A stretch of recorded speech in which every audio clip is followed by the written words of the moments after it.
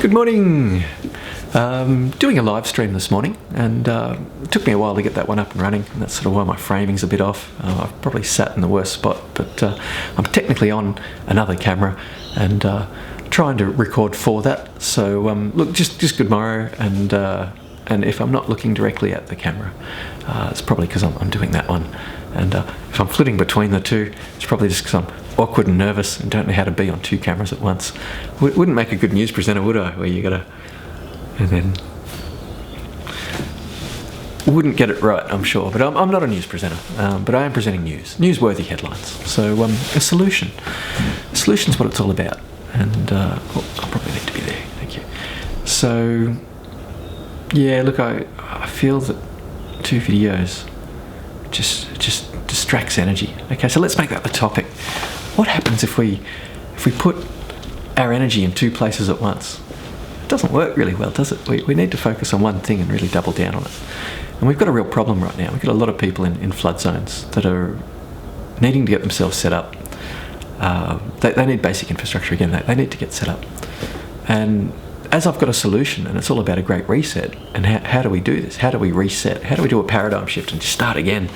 And I feel that there's no more relevant time to present that. Certainly to some people, you flood goers, and everybody that knows a current flood survivor, and and I say that with a smile on my face. We're survivors. We got survivors' guilt sometimes when you're the person that's doing well, and from what little contact I've had with people in the flood zones, they're doing well. They haven't had a hot shower in a week. Gigi. Look, this is the problem when you've got an emergency and you've already got another emergency to deal with. What do? Gigi! Puss! See, and that's my problem. I have an indoor cat and I let them out in the morning to use the loo, and right now she's probably defending her turf. It's getting towards breakfast time. But I've left the door open, so she's been outside for a little bit longer than usual. There's a bunch of street cats out there that all want to fight for the turf. And we shouldn't have to do that in our country. We've got plenty of turf. We shouldn't have to fight for any turf at all. Sorry to be distracted. Gigi! Alright, so another housemate has gone out through the front door. It's probably going to go tend to those cats, and hopefully my cat will come back inside. It is an indoor cat. It probably doesn't have the street toughs to do well, and that's I guess where I was going, is that anyone who's been in a flood zone right now, you're doing well if you've got access to food, whether it's hot or cold. If you've got a shower, it's probably cold. That's if you got shelter. There's tens of thousands of people without any shelter, and possibly doing what they can to survive. Now, in my notes to go with this video, I've addressed that I won't be being, and I said sympathetic. I think sympathetic is such a weak term. Empathy is obviously what we want. I don't want to feel sympathy for anyone. I only feel absolute empathy for those people. But if I connect to that level of energy, I won't be able to do this video. It just makes me want to break down. I'm sorry, it does. So start my timer. Okay, with 4 minutes in. So look, thank you for anyone that's put up with 20 minutes of a regular person getting on a YouTube channel and just putting out a regular video and putting it in politics and news of all things. So look, my intention is to record this video for my regular channel people who've got up to 20-minute longs worth of video. I do plan on making this video a bit longer, and that was the reason I wanted to do a live stream. I wanted to, if I was getting into the nitty-gritty of how we can bring about a big change, I didn't want to have to stop. I just wanted to be able to flow on with that. And so that's the only reason I'm forcing myself to go beyond an awkward intro and just to keep going, because I do believe that the message, the total value of it makes it justifiable to just keep going, just keep pushing on. So I will. But I do say thank you for anyone who's putting up with me and persevering. I had really hoped to have kicked off by now, well and truly. And I guess it's the distractions. But the thing is, everything in life is designed to create distraction.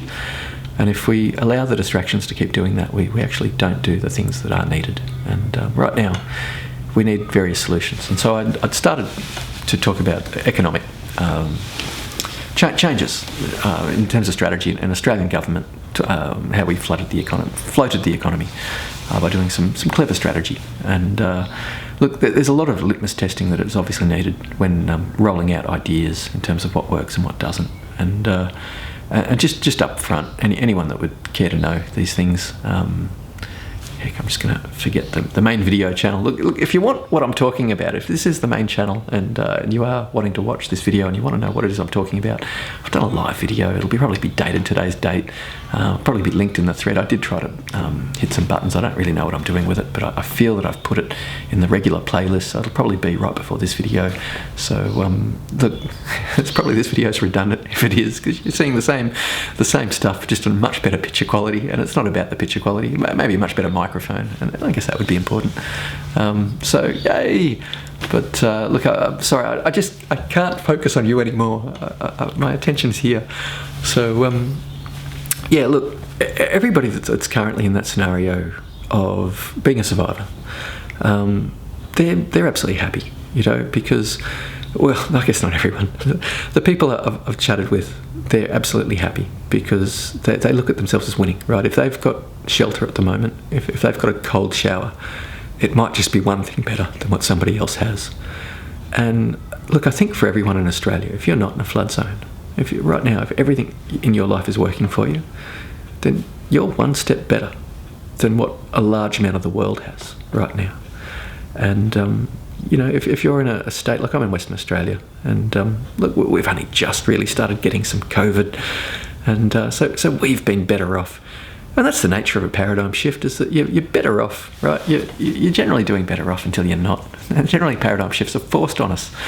And we don't really want a forced change of paradigm shift, but we humans, we don't show much precognitive, even though we're capable of it, of looking to the future and seeing the things that affect us and make predictions about outcomes, we don't do it. Why don't we do it? It's not because we're lazy. You look at the great things we build. We're not lazy. Heck, we're working bloody hard. You look at the number of hours that both members of a family or more have to put in order just to float a household in the modern world. And if you want to get ahead, then you're probably trying to pay a house off. And if you're not paying it off at the optimal rate, you're probably paying $18,000 a year in interest before you even make a couple of $1,000 paid off the base amount of money that you've borrowed, right? So it's just ridiculous how hard everyone's working, and it's possibly because everybody needs to take a slice of or a cut of the income that you're making in order to prop up everywhere else in society. But really, here's a paradigm shift. We're all writing this from the point of view of being quite entitled, because everyone here in Australia, we've probably got access to internet, we've probably got access to electricity and clean water and shelter. And it's a bit of a given right. Our healthcare system is amazing. So, I don't want to be a Jekyll and Hyde with this video and say, hey, we're doing all right. But we are doing all right. And so at a time of peace, we're not really motivated to revolutionise or change things up. But we can unify and we can change things up. And a really easy example was the Dust Bowls in the US. This is in the last century as an example of like 1 million people plus coming together, people getting out of jobs and going and just shoulder to shoulder, changing worthless land because it needed to be fixed before it became a bigger problem.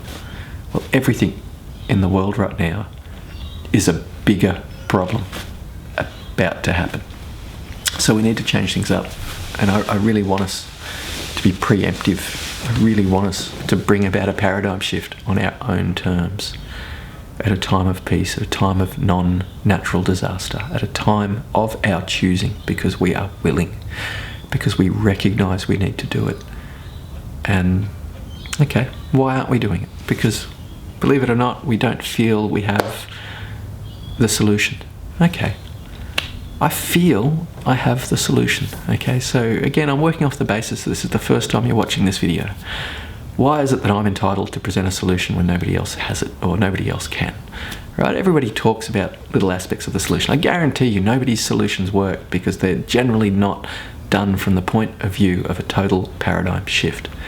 And I guarantee you the bare minimal for bringing about a solution that works for everyone, including the people with all the money, including the people at the heads of businesses and heads of industry that need these businesses and industries to keep going, right? There is a solution that thinks about the needs of everybody, from government through to all the branches and aspects of their government that they need to prop up, to the needs of the people, and everyone in between, which is future people and the present people who have already worked fair innings and have retired, and most governments around the world haven't allocated funds to look after the elderly sector. Not when medical breakthroughs have been as much as they have in the last 50 years and life is prolonged, and most people find that their retirement funds just aren't enough, and the cost of medicine's going up. And so, look, there's a lot of sectors that our governments need to look after, which is young and old, and the future, the next generation. We're only borrowing the planet from the people who are yet to get here.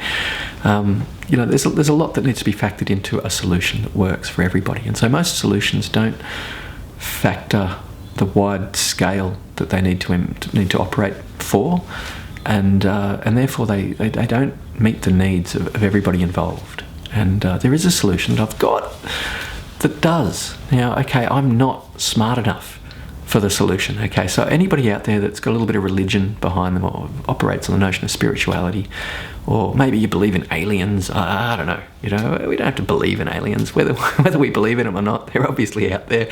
So I don't feel like I'm going against anybody's religious creeds. I think there's a lot of stuff in the Old Testament that sort of says that the planet isn't, planet Earth is in the middle of the universe. Okay, well look, we know there's some outdated dogma possibly. It's not really religious law, so it's not really dogma. But the storybooks might need some updating. Okay, that's fair to say, right? Everyone's got a different storybook, and some people's storybooks are more relevant to them than other people's storybooks are. Okay, I don't want to get into religion. I do feel everybody needs religious freedom. In fact, I do feel that the best rules for a society going forward are all about promoting the independent freedoms of the individual, right? We need certain liberties, we need certain freedoms. But the number one thing we need to focus on is raising the quality of life. And that's where the rich want to get on board. That's where everyone wants to get on board, because when we raise the quality of life for all and every, we all benefit. Please bear with me. That might work. Oh, look at that. How's that? I can be seen. I'm guessing that the autofocus on my camera works off seeing my tiny little eyes in my mouth. And so if I can be seen, maybe the focus can happen. Alrighty, so we're going to focus more on the live stream. Thank you. I probably won't put this video up on the net at all. It's been fun sharing time together.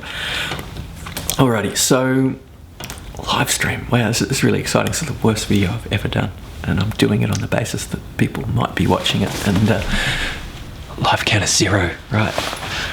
Clearly don't have a heading that's good enough to get people's attention. I'm probably sure I went with a heading, something along, a solution for all.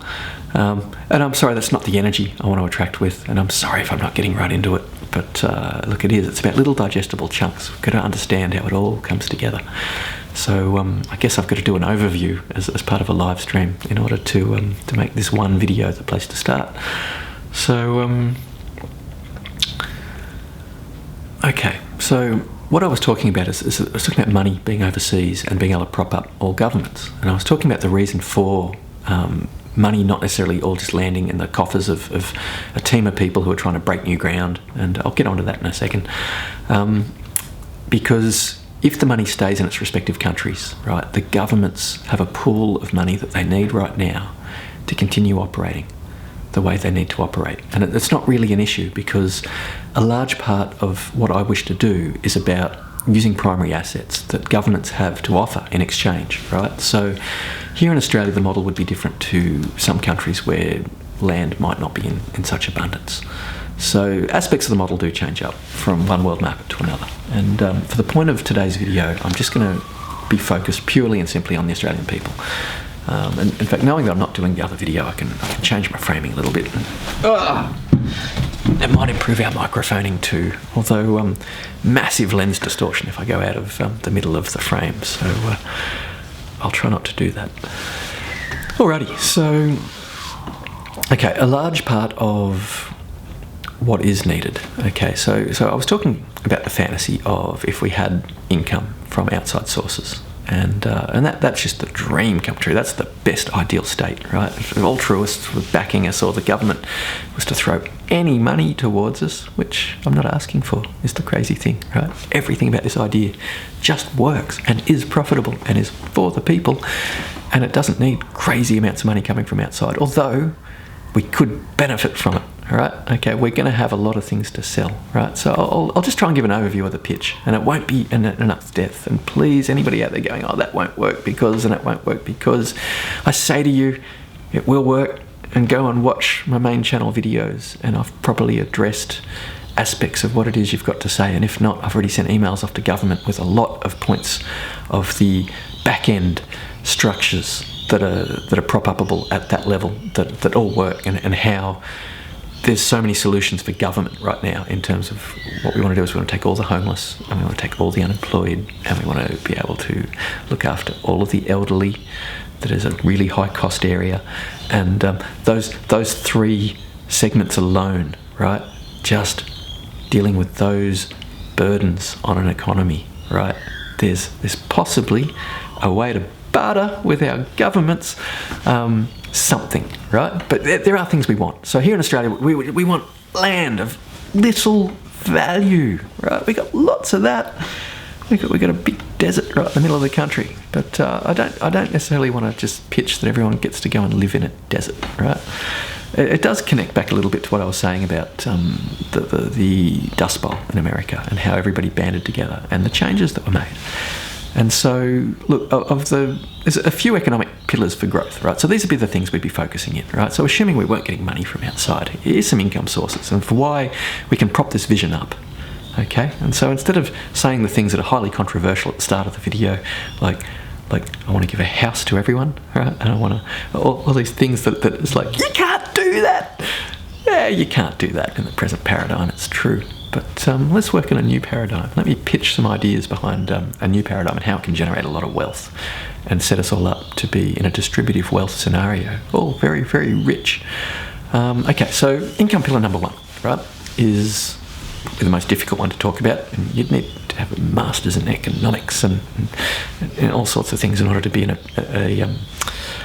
a professional on it, I guess, somebody who can really explain it in a way that works, right? But something was explained to me once by the uber rich, was that people talk about negative gearing and positive gearing, and actually what a lot of the really rich people do is something called zero gearing.